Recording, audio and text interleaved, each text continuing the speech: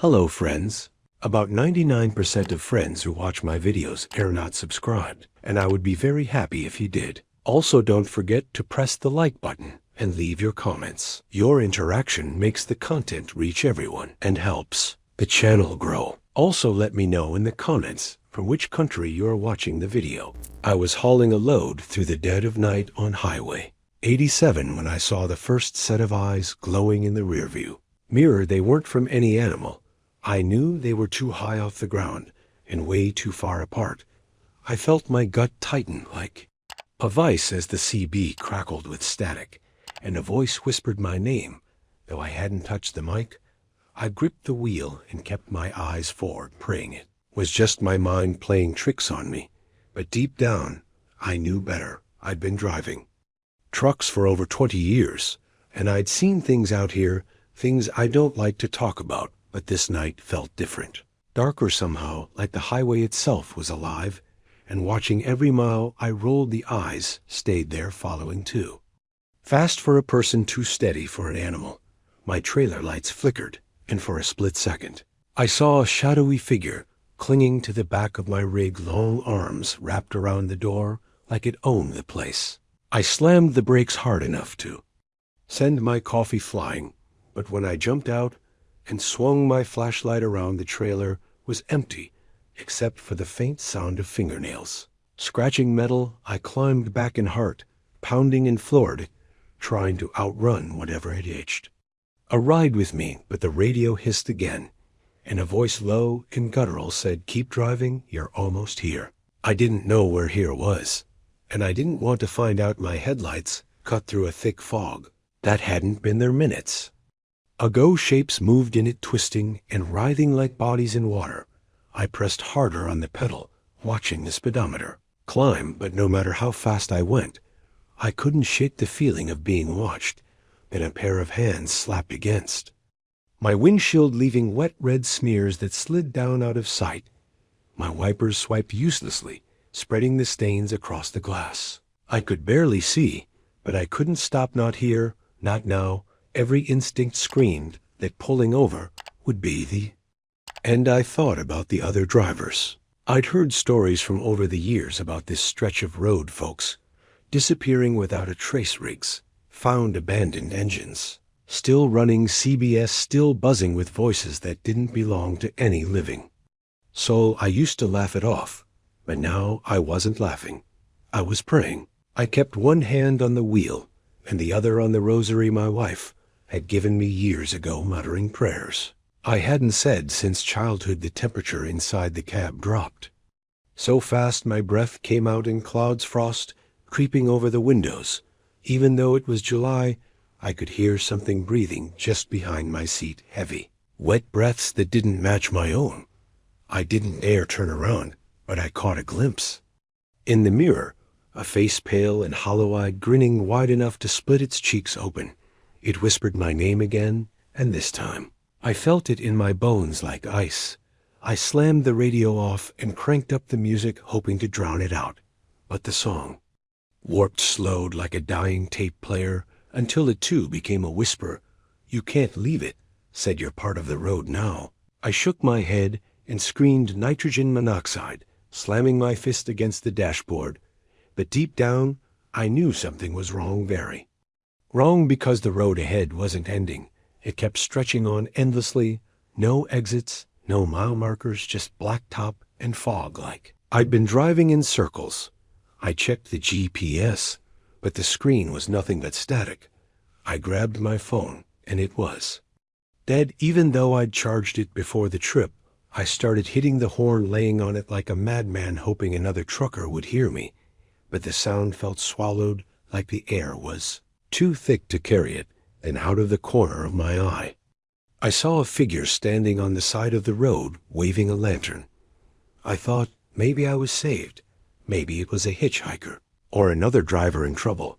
But as I got closer, the figure didn't move, didn't blink, and its face was smooth skin stretched tight like wax, no eyes, no mouth, just a blank canvas. It raised its hand and pointed right at me, and I felt my chest tighten so hard I thought my heart would burst. I slammed the wheel hard, trying to swerve around it, but the truck didn't respond. The wheel locked in place, and I realized I wasn't driving anymore. Something else had taken over my hands, left the wheel on their own, and I watched helpless as the road curved sharply into the wood's trees, blurring past as my rig barreled off. The asphalt and into the black I screamed as branches shattered against the windshield and the world flipped over. The sound of metal tearing filled my ears, and then everything went still. I woke up upside down, hanging in my seatbelt, blood dripping into my eyes. The cab was cold and silent, except for that breathing still there, closer now. I forced my head to turn and saw a shape crawling across the ceiling toward me, its movements jerky like a puppet on strings, and as it got close, I saw its face, my face staring back at me with black holes where the eyes should have been. It leaned in until I could feel its icy breath and whispered, "Welcome home, driver." The last thing I saw was its hands reaching for my throat, long and clawed, as the world went black again, and I realized too late that I'd become another story, another warning whispered on the CB late at night to drivers passing through this cursed stretch of highway where the dead don't stay dead and the road never ends. I don't know how long I was out, maybe minutes, maybe hours, but when I came to, the cab was upright, like nothing had happened. The windshield was clean, no cracks, no branches, and the radio was playing an old country tune I hadn't heard in years. My hands shook as I gripped the wheel again, trying to figure out how. I was back on the highway, the fog still thick, but the road now lined with mile markers that weren't there before, each one counting down from 10. I didn't remember passing them before, but something in me said I needed to get off this stretch before the numbers hit 0. I floored the pedal, praying for an exit, but the markers kept ticking down. 987, and every time I passed one, the air felt heavier. The lights on my dashboard flickered like the truck itself was struggling to stay alive. I caught movement in my mirrors, shadows darting behind the trailer, too fast to be animals, too tall to be people. They didn't run, they crawled on all fours there, limbs bending backward like broken sticks. My throat went dry as I spotted one clinging to the back of my rig. Again, its head cocked at an impossible angle, staring right at me with hollow sockets. I could hear it scratching at the doors, trying to get in. 654. My knuckles were white on the wheel as the CB cracked back to life, static at first, then voices overlapping, dozens, maybe hundreds, all whispering different things. "Driver, driver, don't stop, keep going. You're already dead. Turn around, let us." And the voices piled up until they became a deafening roar. I slapped the radio off, but the voices didn't stop. Now they were in the cab with me. I could hear them under the seats in the vents, whispering in my ears. 3-2. The truck jerked violently, like something had grabbed the trailer and yanked. I nearly lost control as I fought to keep it straight ahead, but the road curved sharply, and there was still no exit. No sign of civilization, only endless blacktop and that suffocating fog. I braced for whatever came next, but nothing happened at first. The radio was dead silent. The fog began to clear, and I thought maybe, just maybe, I'd made it out. But then the headlights caught something ahead, a massive figure standing in the middle of the highway, tall enough to scrape the clouds, its body twisted like it had been stitched together from hundreds of other creatures. Human arms, animal legs, faces that screamed silently embedded in its chest. I slammed the brakes, but the truck didn't slow down. It sped up, roaring toward the thing as my hands locked on the wheel, unable to turn or stop. My heart pounded so loud it drowned out everything else. The creature bent down, bringing its stitch together, face level with my cab. As I hurtled toward it, its mouths moved in unison, and in 1,000 voices it said, "Welcome home, driver." I felt the impact, but there was no crash, no pain, just darkness, a void so deep it felt like falling forever. Then I was back in my cab, headlights on the highway, engine humming like nothing had ever happened. But my clock was wrong. It showed a time 3 hours ahead, and my fuel gauge was full even though I hadn't stopped to fill up. I checked my phone, dead battery. No signal. I looked around trying to spot a landmark, anything familiar, but it was the same highway, the same endless stretch of blacktop lined with fog and shadows. My hands wouldn't stop shaking as I realized I was driving in a loop every mile. Looked the same cracks in the asphalt, the same faded billboard promising gas food lodging at an exit that never came. I thought about pulling over, but a voice in my head whispered, "Don't stop. If you stop, you'll never start again." Didn't know if it was my own thought or something else, but I listened and kept my foot on the gas, praying I'd find a way out eventually. But in my gut, I knew I was trapped on this cursed road with whatever had hitched a ride in my trailer. My headlights caught movement again, figures standing just outside the fog watching me as I passed dozens of them, maybe. More, all staring faceless, their heads turning to follow. As I sped by, I grabbed the mic and screamed into the CB can. "Anyone hear me? Anyone, please?" But all I got back was static, and then a voice that wasn't mine whispering the same words. "Can anyone hear me? Anyone, please?" It sounded like me, but hollow and broken like a recording played too many times. I dropped the mic and gritted my teeth, eyes burning, as I fought to stay awake, because now I could feel it, whatever it was, crawling up from the sleeper behind me, its fingers brushing my shoulder, ice cold and wet. I didn't dare look back. I just kept driving. I gripped the wheel tighter, feeling every muscle in my arms screaming as I fought the urge to glance in the mirror, because I knew if I saw what was back there, it'd be the end of me. The air in the cab was so cold, my breath fogged up the glass. My teeth chattered even though sweat poured down my face, and my chest felt like it was being crushed by invisible hands. The voice behind me whispered closer, now its tone sickly sweet, almost mocking. "You can't keep this up, driver. We've been waiting for you a long time, and you never should have taken this road." I shook my head, muttering to myself, No, this isn't real. I'm tired. I'm just tired."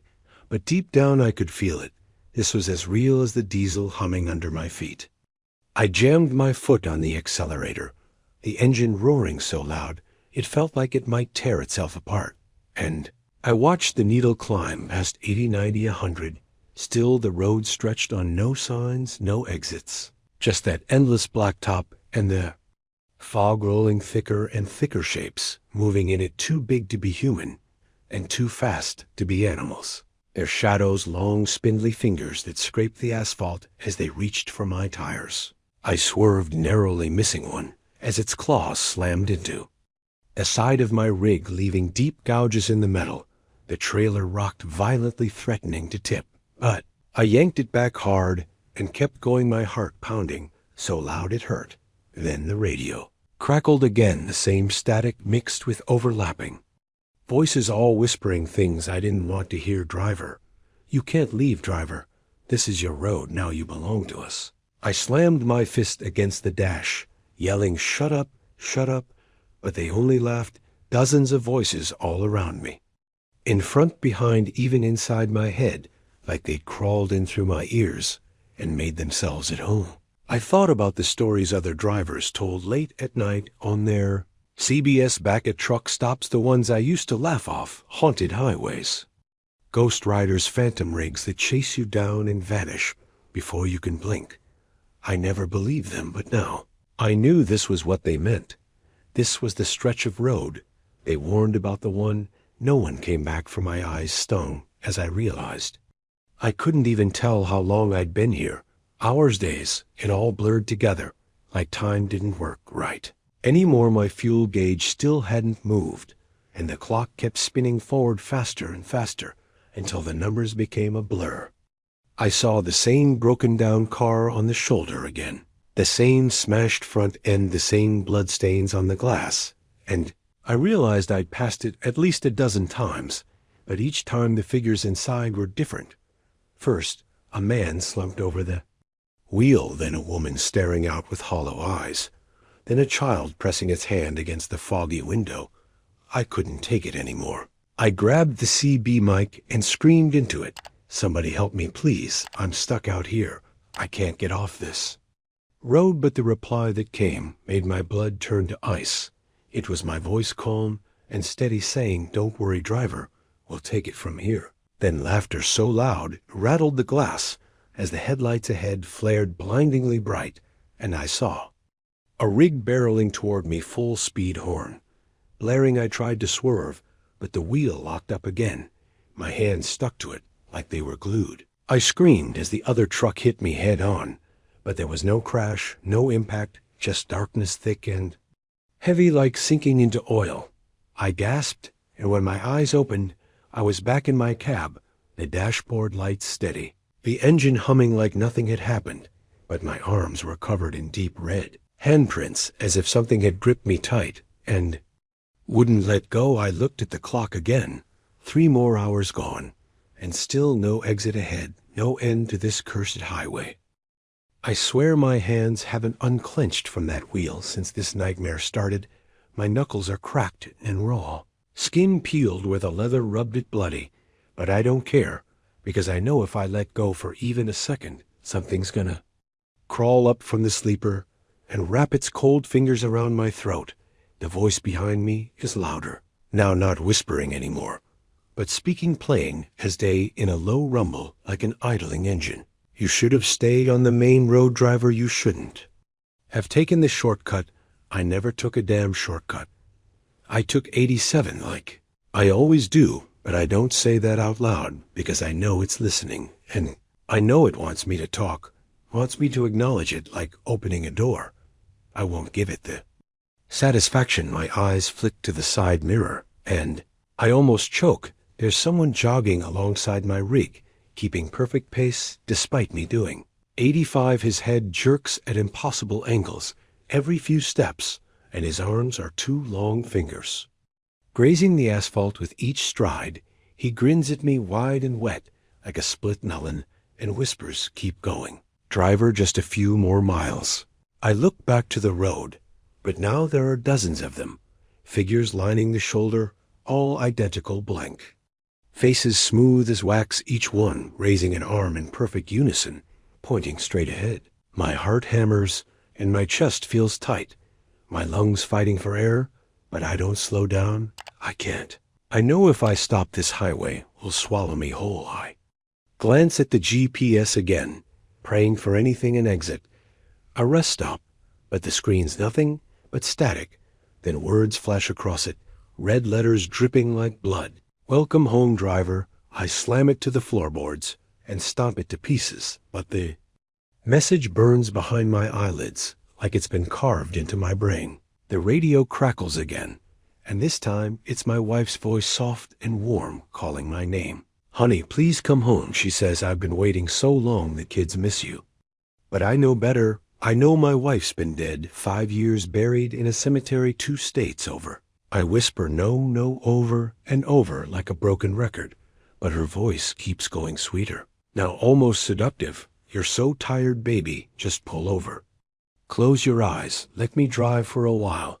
I clamp my hands tighter on the wheel and scream nitrogen monoxide. But the cab fills with her scent, lavender and smoke, the same perfume she wore the night she burned alive in that wreck. I bite my lip until I taste copper and shout over the roar of my engine, "You're not her. You're not her." And just like that, the voice changes, deepening into something guttural and wet laughter, bubbling from every vent, every scene in the cab. "We almost had you, driver. Almost." I press harder on the pedal, watching the needle slam into the red zone, but the rig keeps chugging like it's running on more than diesel. Now maybe blood, maybe my own sanity. The fog clears just enough for me to see a sign ahead. My stomach drops as I read it: exit 666, the last stop. I don't want to take it. Every instinct says don't, but the wheel turns on its own, dragging me onto the off-ramp, tires screaming against the blacktop. I try to fight it, but my arms are useless like dead weights. The ramp winds down and down, spiraling like a corkscrew, deeper than any road should go, and the temperature plummets, frost creeping up the inside of the windshield. I can see my breath billowing out in thick clouds, and I swear I hear whispering. In them, faces foaming for a second, before vanishing again. Finally, the road levels out, and I find myself in a town that shouldn't exist. The buildings are old and rotting windows, boarded up, but behind the cracks, I see eyes, hundreds of eyes watching. Me blinking in perfect unison. I pass a gas station where the pumps bleed thick black liquid onto the concrete, a diner with a neon sign flickering, eat, eat, eat, and inside the booths are filled with pale figures chewing something raw their heads. Turning to follow me as I pass, I don't stop. I won't stop, because I know if I do, I'll never leave this place. I'll become one of them. Just another pale face staring out from the windows, waiting for the next poor bastard to roll through. My headlights catch a glimpse of a truck parked on the side of the road, just like mine. Same make same. Model, same mud splattered on the grill. But the cab's empty, except for a figure slumped over in the driver's seat, its face hidden by a ball. Cap identical to mine. My blood runs cold as the figure slowly lifts head, revealing my own face, eyes black as oil and mouth stretched into a grin too wide to be human. It raises one hand and waves slow and mocking. I scream and slam the pedal to the floor, desperate to outrun myself. But the rig doesn't move. The engine dies, with a cough and a shudder, leaving me in silence. So thick I can hear my own heartbeat pounding in my skull. The figure in the other truck climbs out, dragging something. Behind it, a length of rusty chain, clinking against the pavement as it starts walking toward me, each step deliberate and heavy. I slam my fists against the wheel, yelling, "Start, damn it, start!" But the dash lights are dead, and the cab is freezing my fingers numb and stiff. I grab the door handle, but it won't budge like it's been welded shut. The figure's closer now, close enough for me to see my own twisted reflection in its black eyes. Its grin widens, splitting its face clean in two, and it speaks in my voice, low and calm. "Welcome to the last stop, driver. We've been waiting for you." I scream as its hand slams against my window, leaving a bloody palm print. The glass cracks, then spiderwebs. As the figure presses harder, I close my eyes, praying to wake up, praying this is all a dream. But the last thing I hear before the glass shatters is my own voice whispering in my ear, "You're never leaving this highway." The glass exploded inward, showering me with shards that bit into my face and arms as the thing that wore my face crawled halfway through the broken window, its grin stretching impossibly wide until the corners of its mouth split open like torn canvas, revealing rows of teeth. Too many teeth, all jagged and wet. It smelled like diesel and rotting meat as its black eyes bore into mine. I couldn't move, couldn't even scream, as it leaned closer and whispered into my ear, "You drove too far. Driver, you don't get to go back now." Then its hand shot out, grabbing my throat, cold and strong as iron, squeezing until my vision blurred. I flailed, trying to hit it, kick it, anything, but my arms felt like they were underwater, heavy and useless. I thought this was it, thought I'd end up just another story, another cautionary tale whispered over CB radios late at night. But then the horn blared loud enough to rattle my teeth, and the thing let go, screeching like metal on metal as it fell. Back onto the road, I gasped for air, my lungs burning as I fumbled with the ignition, and by some miracle, the engine roared back to life. I slammed the pedal to the floor, the tires squealing as I shot forward. The thing scrambled after me on all fours, moving faster than any human should, but I didn't look back. I couldn't. I just kept driving, eyes locked on the road, head praying to whatever God would listen that I'd find a way out. The town blurred past me now, nothing but a smear of broken windows and staring eyes as the road curved sharply into the fog. I didn't care anymore, didn't care if I flipped the rig or burned out the engine, as long as I kept moving. But deep down I knew I wasn't escaping, not really, because the radio clicked back on without me touching it, and a chorus of voices, all in my tone, said, "Where do you think you're going, driver? This is your route now, and you're never late." The laughter that followed was deafening, filling the cab until I thought my eardrums would burst. I slammed my fist into the radio, cracking the plastic, but the voices didn't stop. They just kept laughing louder and louder, until suddenly everything went silent. No engine noise, no road noise, not even the sound of my own breathing. I looked around, and my stomach turned. The highway was gone, replaced by endless black water stretching in all directions. The truck floated impossibly on its surface, the horizon filled with pale figures standing waist deep in it, the water staring with eyeless faces, their mouths opening and closing in soundless chants.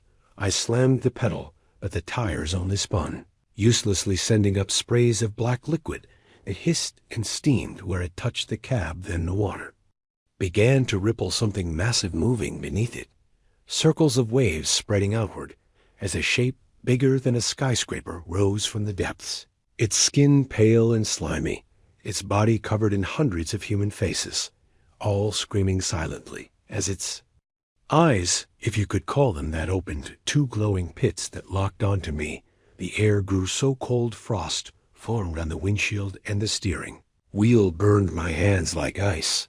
The thing leaned down until its gaping maw hovered over my rig, and in a voice deeper than anything I'd ever heard, said, "Drive." The water fell away, and suddenly I was back on asphalt, tires squealing as the rig slammed down onto solid ground. The fog returned thicker than ever, and the cab lights flickered back on, but now the gauges spun wildly, the speedometer needle twitching between 0 and 120. The fuel gauge flashing full, empty, over and over. I felt my sanity slipping like sand through my fingers as the CB crackled again, this time with a single clear voice that wasn't mine or my wife's, or that thing's. It said, "Driver, if you want to live, don't look back, just don't." And I didn't. I kept my eyes locked forward as something heavy landed on the roof of the cab, shaking the entire rig, claws scraping metal, the sound like nails on a chalkboard. Whatever it was, it stayed up there, crawling back and forth, its weight shifting until the roof began to bow inward. I pressed the pedal harder, though I knew the rig was already maxed out. The road stretched endlessly, no exits, no signs, nothing but blacktop and fog. Then headlights appeared in the distance, coming toward me too fast for me to react. A massive truck bearing down, horn blaring. I braced for impact, but at the last second, it swerved, passing close enough that I saw the driver's face pale and twisted, screaming in terror, before vanishing into the fog. I didn't have time to process, because the thing on my roof dropped down onto the hood, crouching low, its face a twisted version of mine again, except now its skin was cracked like porcelain black, ooze seeping from the fractures. It tapped a long claw against the glass with a sickening click, click, click, and grinned. "Ready or not, driver," it hissed. "We're almost there." I shook my head, screaming nitrogen monoxide over and over as the world outside the cab began to change, the road buckling and twisting like a living thing, veins of red light pulsing beneath the asphalt, and the fog parting to reveal a massive gate ahead, wrought iron and rusted shut tight. Above it, a sign read, "The Last Mile," in letters that dripped like fresh blood. I knew if I went through there, I'd never come back, but the wheel turned on its own, dragging me closer and closer. I fought it with everything I had, muscles greening, sweat pouring down my face, until the tendons in my arms felt ready to snap, but it was no use. The gate loomed larger, the figures lining it, now hundreds, maybe thousands all, waiting, their mouths opening in perfect unison as a single word rumbled from the depths of the earth. "Drive." I clenched my teeth and made a decision, one I knew might kill me. I slammed both feet on the brakes, yanking the wheel hard, left the rig, screeched the trailer, fishtailing violently as I aimed for the ditch, praying the impact would knock me out of this nightmare.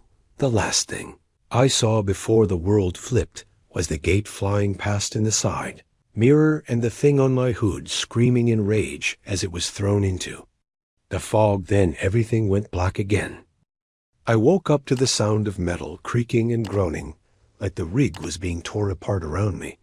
My head pounded, blood dripping down into my eyes, and for a moment I thought I was dead, that I'd finally flipped the truck and was floating in that black void forever. But then I realized I was upside down, the seatbelt cutting into my chest as I dangled above the shattered remains of the windshield. The cab wasn't on the highway anymore. It was in a field of jagged rocks under a sky so black it seemed to swallow what little light my headlights still gave off. I could hear voices out there, faint, at first like whispers carried on the wind, but as I strained to listen, they grew louder, chanting in some language I didn't recognize. Harsh and guttural, like gravel caught in a garbage disposal. I fumbled with the seatbelt fingers numb from cold, and finally fell hard onto the roof of the cab, the sound echoing out into the darkness.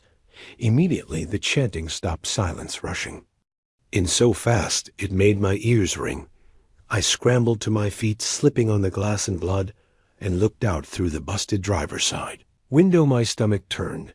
There were figures all around the truck, standing just outside the ring of light cast by my dying headlights, dozens of them, maybe more, all wearing tattered robes, their faces hidden under hoods, but their hands were visible, pale and long, with fingers that twitched and flexed like they were impatient waiting. I stumbled backward, hitting my head on the dashboard as one of them stepped forward into the light. The hood fell back, and I saw its face, or what was left of it. The skin was stretched too tight over the skull, the mouth sewn shut with thick black thread, but the eyes were alive, glowing faintly red as they stared at me with something that wasn't hunger or anger.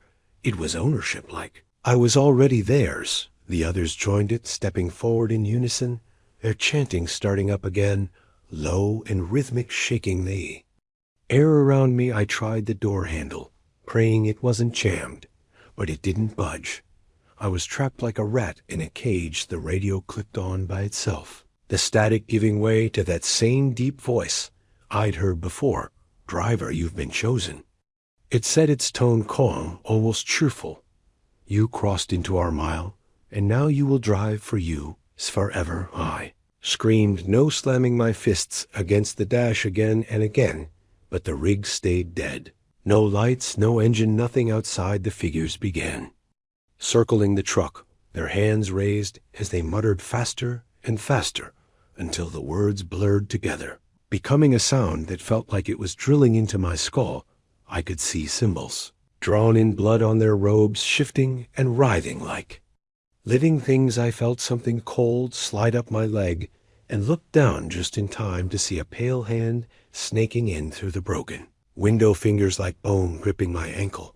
I kicked, wildly screaming, but another hand grabbed my wrist, then another. My heart hammered as I was pulled halfway out of the cab, dragged toward the circle of hooded figures. I clawed at the door frame, nails breaking on the metal, but their grip was like iron.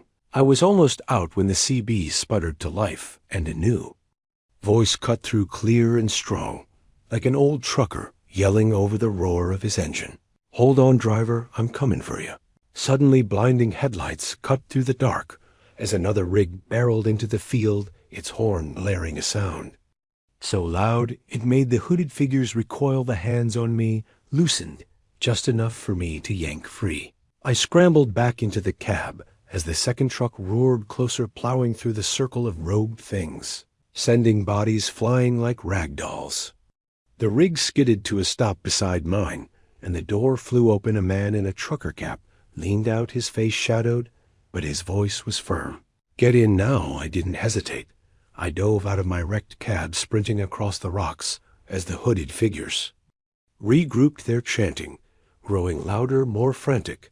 I barely made it to the passenger door before a hand shot out from the shadows and grabbed my shoulder. I turned to see one of them right behind me, its mouth now split open, the black threads snapping as it let out a scream that wasn't human. I wrenched free and threw myself into the cab, slamming the door. Just as the man floored it, the tires spinning before catching on the rocks, the rig roared forward, crushing more of the hooded figures under its wheels. As we sped away, I looked back once and saw them gathering again, forming a massive shape that rose up out of the field. A twisted creature made of their bodies fused together, its many faces screaming in rage as it reached For us, the driver yelled, "Don't look back," as he shifted gears and pushed the rig faster than I thought possible. I obeyed, staring at the cracked dashboard, my breath coming in ragged gasps. The CB crackled again, and the deep voice returned. "Can't run, driver, you're part of US. Now you'll be back. You always come back." I clapped my hands over my ears, rocking back and forth as the words echoed inside my head. The man driving glanced at me, his face still hidden by shadows, but his eyes glinting in the dim light. "You okay, son?" he asked. I shook my head, no tears streaming down my face, but he just nodded. I know. He said, "I've been there too." He gripped the wheel tight, his knuckles pale under cracked leather gloves, as the engine roared so loud it felt like it was rattling my bones. I couldn't stop shaking every nerve in my body, screaming at me to jump out and run, but there was nowhere. To run the road outside wasn't right anymore. It twisted and curled, like a snake under our tires, the lines painted on the asphalt writhing like living veins, and the fog was thicker than ever shapes, moving in it tall and thin, some crawling, some standing still with arms that dragged along the blacktop. As we passed, their heads turned to follow us, eyeless faces staring holes straight through me. I opened my mouth to speak, but my throat was so dry nothing came out. Finally, I croaked out, "Who are you?" The driver didn't look at me, his eyes fixed on the road ahead, but his jaw clenched tight, his voice gravelly, like he hadn't spoken in years. "Doesn't matter who. I am Kid. What matters is I'm the only one who made it out once, and now I'm trying to pull your sorry ass with me." I swallowed hard, the taste of blood and bile thick on my tongue. Made it out of what I asked? No, I wasn't sure. I wanted the answer. His fingers tightened on the wheel knuckles, creaking. The highway, the mile, it ain't just pavement and yellow lines. It's a thing alive, hungry. It pulls folks and makes them drive and drive till they ain't people no more. Just shells behind the wheel. I saw it in my mirrors, shapes clinging to the trailer, clawing at the doors, whispering in voices that sounded like my family. My friends' voices I hadn't heard in years. My chest ached like something heavy was sitting on it. My voice cracked out, "How do we get out?" He didn't answer right away, just spit out the window, and down shifted the rig, shuddering like it was alive. "There ain't no getting out on your own," he said finally. "The mile lets. You think you can leave, but it's a lie, a sick joke. Only way out's to cheat it. You gotta give. It's something else to chew on." I didn't like the way he said that, but before I could ask, he hit the horn hard as two glowing eyes appeared in the fog. A head, not headlights, eyes massive and deep red. They blinked once, then vanished, replaced by a shape rising from the blacktop, like a shadow stretching up to the clouds. It moved across the road as we roared toward it. Long, spindly arms reaching for us grabbed the wheel. He barked at me, and before I could protest, he let go, climbing halfway out his door with a length of chain in one hand. I grabbed the wheel, fighting to keep the rig straight as the road buckled and split around. The shadow thing let out a sound like metal tearing as it swung at the truck. I saw the man hurl the chain, glowing faintly red as it wrapped around one of the creature's arms, pulling it back with a roar that shook the whole cab. I kept my eyes forward, knuckles white on the wheel, as the headlights cut through the fog, revealing a sign that made my stomach drop. Exit ahead in dripping letters below it. Smaller text read, "One driver must stay." I turned to yell for the man, but he was gone, his door swinging in the wind, the chain trailing behind. Used like a vein ripped from the earth, his voice came faint over the roar. "Go, kid, don't stop." I screamed no, but the wheel turned on its own, dragging me toward the exit ramp. I tried to fight it, but my arms felt like lead. The truck barreled forward, skidding onto the off-ramp as I saw shapes lining it, hooded figures chanting in unison, their voices rising louder, louder, louder, until it felt like my skull would split open. The rig lurched over a rise, and suddenly the road smoothed out. The chanting stopped, the fog cleared. I was back on a regular highway, moonlight shining over empty fields and a green Sign ahead reading rest area 2 miles. I let out a sob of relief, gripping the wheel so hard my fingers ached, but in the mirrors I saw him standing on the shoulder, the man in the trucker cap, his figure fading into the fog as the hooded things closed around him, chanting in triumph. I whispered thank you over and over as I drove, but deep down I felt it, a weight pressing against my spine. This wasn't over, not by a long shot, because the radio crackled, and a voice that was almost my own whispered, "See you soon, driver. We're not done yet." The dash lights flickered once, twice, then steadied, and now I realized my fuel gauge was full again, my clock spinning wildly before stopping it. 13:13, and in the glass of the speedometer I saw a reflection that wasn't mine, pale, hollow-eyed, with a grin that split its cheeks open wide as the whisper came again, softer now, almost tender. "You never really leave the mile."